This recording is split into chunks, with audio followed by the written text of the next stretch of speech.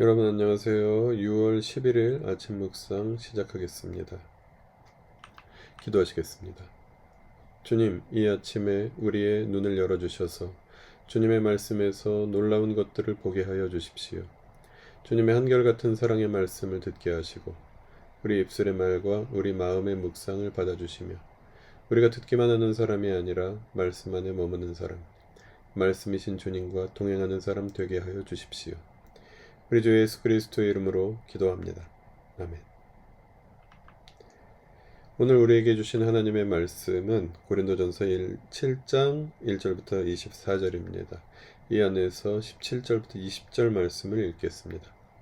각 사람은 주님께서 나누어 주신 분수 그대로 하나님께서 부르신 처지 그대로 살아가십시오. 이것이 내가 모든 교회에서 명하는 지시입니다.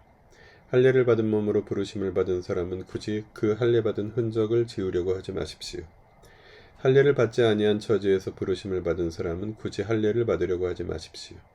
할례를 받은 것이나 안 받은 것이나 그것은 문제가 아니고 하나님의 계명을 지키는 것이 중요합니다. 각 사람은 부르심을 받은 그때의 처지에 그대로 머물러 있으십시오. 아멘. 오늘은 이 본문을 바탕으로 부르신 처지 그대로라는 제목으로 말씀 나누시겠습니다. 7장부터 16장은 고린도 교회의 질문에 대한 바울의 대답입니다. 그 중에 7장은 결혼과 가정생활에 관한 내용입니다. 고린도 교회는 5장과 6장에서 언급되었던 대로 성적 방종과 음행도 큰 문제였지만 7장은 금욕주의자들로 인한 혼란에 대한 바울의 응답이 나타나고 있습니다. 바울은 결혼한 사람들, 독신자들, 믿지 않는 배우자와 함께하는 사람들, 할례받은 사람들, 노예들 등 다양한 사람들에게 가르침을 주고 있습니다. 오늘은 다양한 상태와 처지에 있는 사람들이 공존하는 교회 안에서 우리는 다름에 대하여 어떤 태도를 가질 수 있는지 본문을 통해서 생각해 보고자 합니다. 먼저 각자의 상태와 처지는 다를 수 있습니다. 기혼이든 비혼이든 할례이든 비할례이든 자유인이든 노예이든 어떤 상태가 맞고 어떤 상태가 틀리지 않다는 것이 바울의 가르침입니다. 그러므로 어떤 상태를 면하기 위해 노력하고 수고하는 것은 경우에 따라서는 바람직하지 않을 수 있고 바꾸는 것이 가능한 주제라고 하더라도 신앙에 있어서 절대적인 문제는 아니라는 것입니다.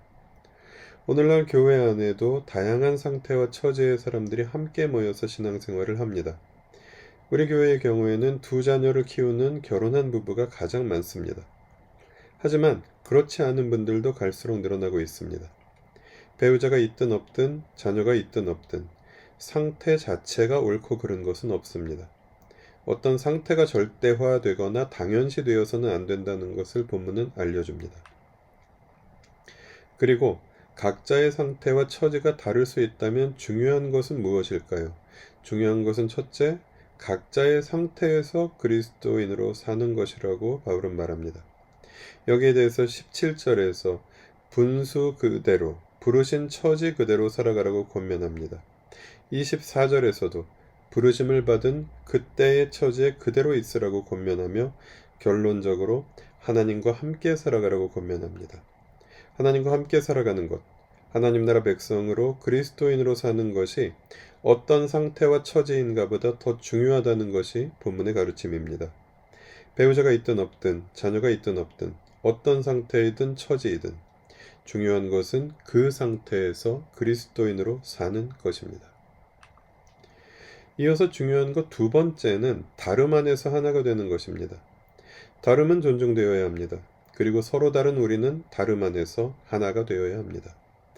다름은 우리의 목적이 아니라 현재 상태인 것이며 우리의 목적은 하나가 되는 것입니다. 우리를 하나가 되게 하는 것은 예수 그리스도의 십자가입니다. 상태와 처지의 다름은 필연적으로 다수와 소수의 문제를 야기합니다.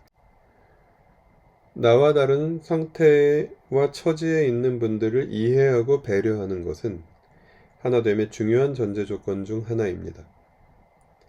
다수와 소수가 하나가 될 수 있는 것은 예수 그리스도의 십자가 사랑입니다. 그 희생과 섬김을 통해 구원받은 우리는 그 희생과 섬김을 기억하고 닮아감으로써 서로 다른 사람들이 다름에도 불구하고 하나가 되어 가는 것입니다. 본문에서 바울은 다양한 상태와 처지에 있는 사람들에게 자신의 상태와 처지로 인해 자만하거나 위축되지 말고 자기 자신을 긍정하도록 돕습니다.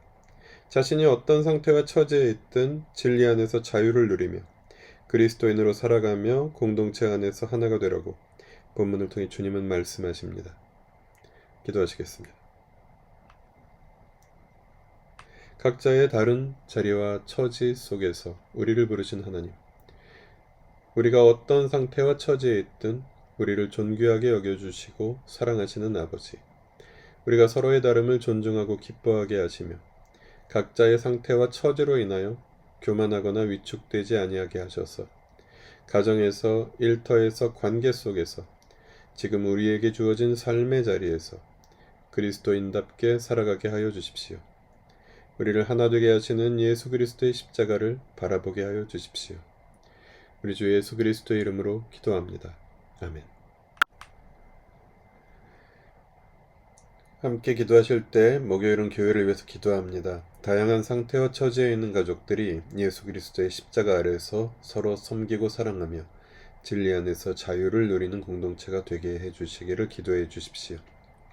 함께 기도하신 후에 자유로운 기도로 이어가겠습니다. 오늘도 주님 은혜 안에서 강건하십시오. 고맙습니다.